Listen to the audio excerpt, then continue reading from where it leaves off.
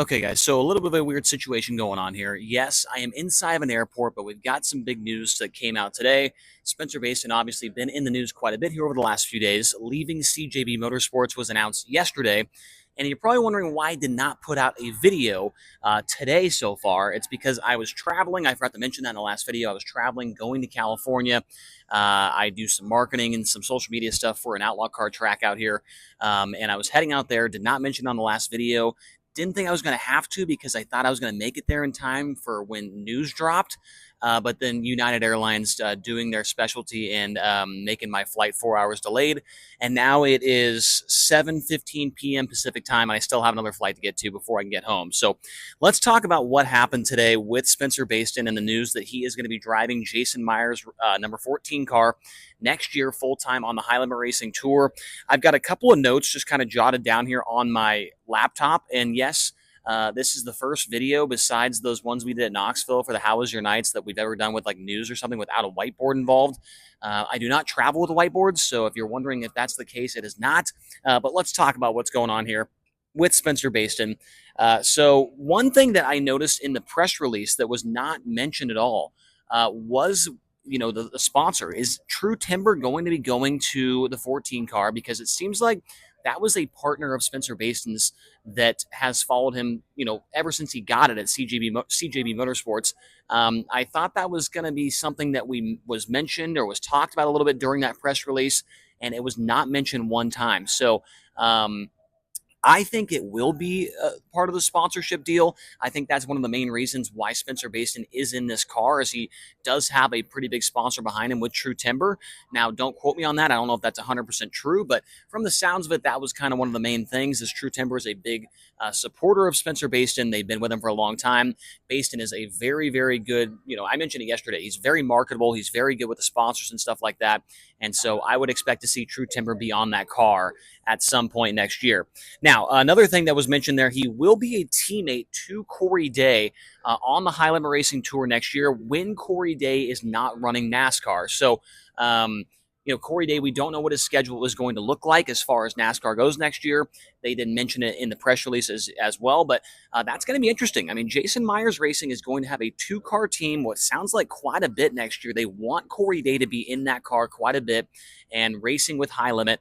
And so that is going to be interesting. How are they going to juggle that? Will they have two crew chiefs there at each race? Will Shane Bowers be the only guy working on those cars when it comes to the setup side of things? That is something we'll need to be paying attention to when the season gets a little bit closer. Maybe they'll announce, maybe there'll be another guy that comes out and crew chiefs on the second car when that is happening. But we'll have to wait and see if that is the case.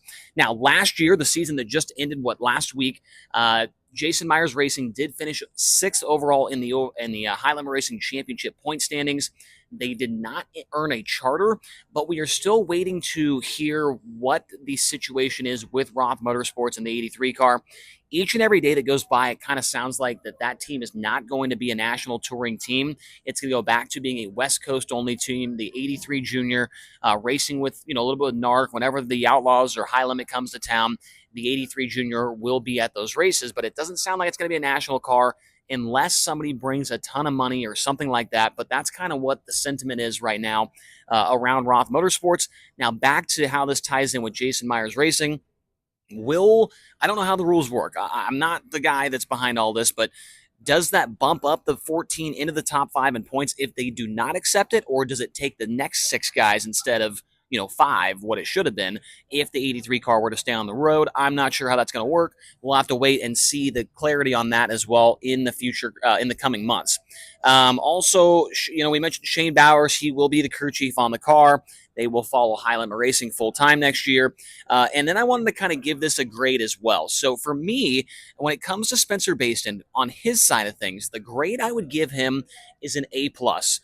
He goes from, like I said yesterday, he needed a change of scenery. He needed something different in his racing life. It just seemed like things were kind of getting stale. They weren't getting wins. They got going there at the end of the season, right? But I think this is an A+ move for Spencer Bayston. He gets into a car that just won 8, 9, 10 races last year, a couple of really, really big races.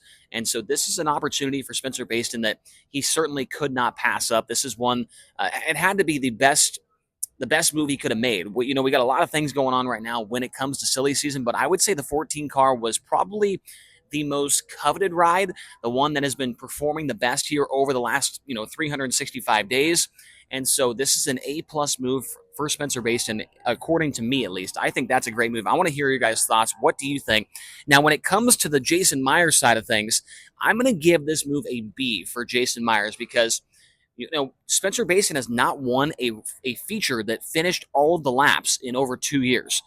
He won last year in 2023 with the Outlaws. We mentioned it in yesterday's video at I-55 Raceway in Peabody, Missouri, which, interestingly enough, Corey Day is the one that crashed and ended that race early.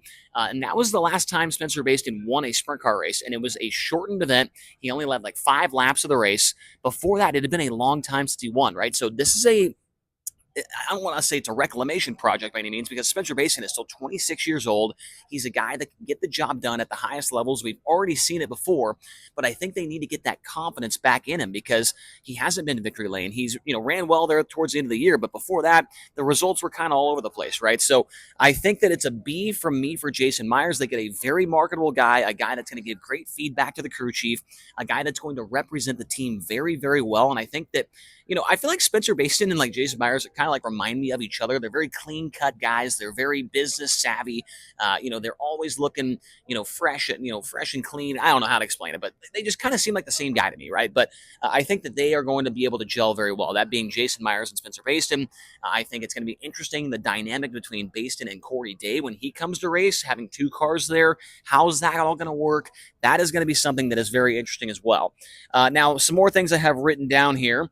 Bayston is the second driver now that has officially claimed to be a high limit racing driver next year. So we already know that Dason Persley is driving the Buick Motorsports 13, and now we have confirmation that Spencer Bayston is driving the 14 full-time next year with high limit. When it comes to the Outlaws, we only know of one guy so far that is running the entire year for them, and that is Cole Macedo driving the 2C for Wayne Johnson.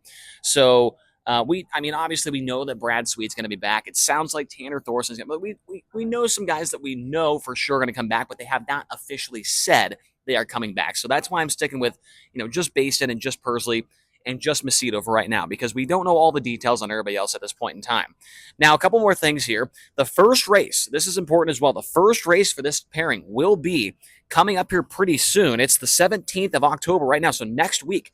These guys are going to be racing for the first time at the Kern County Raceway dirt track in Bakersfield, California. I believe that is a NARC 410 race on October 25th and 26th. So that is going to be the first time racing for Spencer Bayston in the Jason Meyers Racing 14 with Shane Bowers on the wrenches. Corey Day will not be there. It sounds like he does have a NASCAR race to go to that weekend, but then they're not done there. They are going to go to the World Finals at Charlotte, the dirt track at Charlotte Motor Speedway. So they do have a couple of races that they're going to run before the season starts next year, which sounds very, very similar to what we saw with Dason Persley. We know that team is going to be running at Bridgeport Motorsports Park, and then they're going to be running the World Finals as well. So, so Bayston will get some laps in, and then we'll see how it goes. Obviously, you're not going to be expecting results right away, but he is going to be racing against NARC. It's not like it's the craziest competition of all time. There's, quite a few good cars, obviously, but it's not high limit. It's not the Outlaws. So we would expect,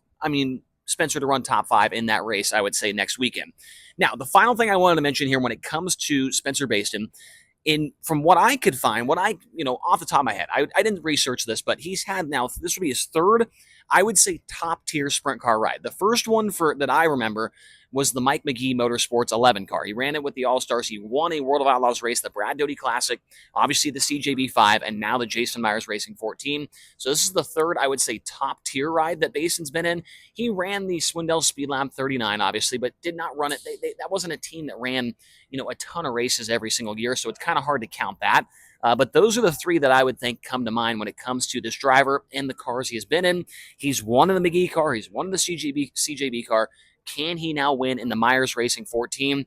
And he's got to win next year. That is the main thing that I'm getting out of this, is he really needs to win a race next year, or else this is not going to look too good. I think he will. I think the car is so good. I think that he gets a couple good runs in, he's going to get some confidence built back up, because I don't know if he really has confidence right now. It's been a really tough year for Spencer Bayston, and it's been a rough 2 years, to be honest with you. And I think that confidence is not quite as high as it was when he was winning at Bristol, winning at Port Royal, when everything was fresh and new with CJB, right? So I think once he gets that confidence back, once he gets comfortable, I think that this could be pretty good. I would expect to see these guys win 3, 4, 5 races maybe next year, just judging by how good the car was this year with Corey behind the wheel. So, yeah, that's all I've got for now. Let me know what you guys think down in the comment section below. What would you give a grade for Spencer Bayston, an A for him or a C for him? And what would you give a grade for Jason Meyers? A B for him, maybe a D for him? I don't know. I want to hear your guys' thoughts down in the comment section below.